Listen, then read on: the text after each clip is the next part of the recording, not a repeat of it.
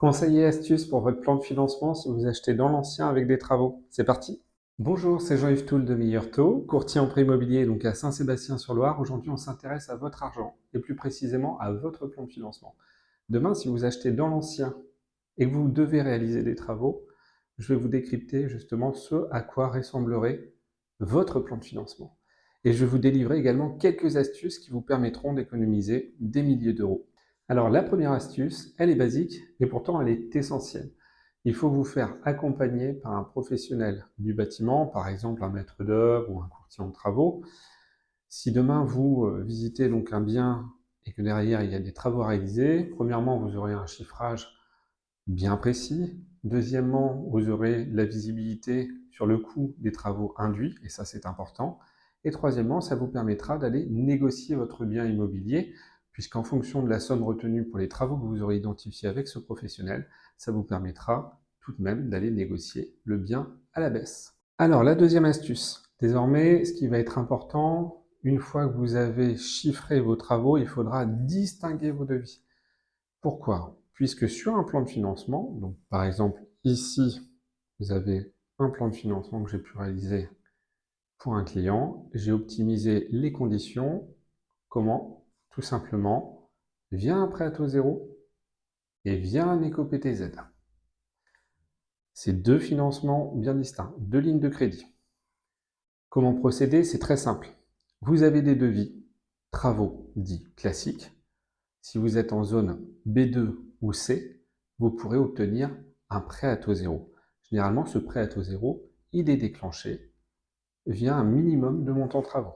Il va dépendre de vos revenus, la composition du foyer, de la zone géographique, donc zone B2 ou C. Et à partir de ces éléments, si le montant des travaux est assez important et que vous dépassez le seuil plancher, à partir de ce moment-là, vous déclenchez votre prêt à taux zéro. Il faut être bien évidemment primo-accédant et c'est au titre de la résidence principale. Ça, c'est le premier élément. Il y a un deuxième élément qui est très important, c'est l'éco-PTZ, vraiment à distinguer du prêt à taux zéro.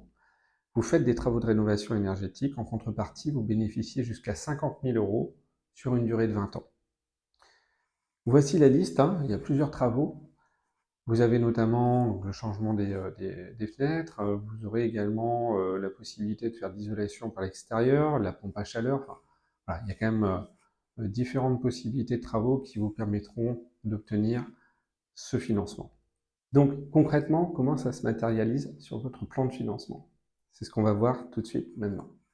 Alors concrètement, ça se matérialise de cette manière. On va avoir donc, le montant estimé de votre acquisition, donc net vendeur, le montant des travaux, donc ici 90 679 €. On a un sous-total à 165 679 €, donc là, le cumul des deux éléments mentionnés. Les frais d'agence immobilière, les frais de notaire, les frais de garantie, donc la fameuse caution bancaire, les frais de dossier banque, les honoraires Meilleur Taux, le total à financer 183 423 €. Colonne de droite, votre plan de financement. Il y a un apport ici à 15 000 €. Le prêt principal, donc à 61 579 €. Vous avez l'éco-PTZ qui va être à 50 000 €, un prêt à taux zéro à 40 000 et enfin, j'ai boosté aussi avec un prêt primo-accédant, donc à 0,99%.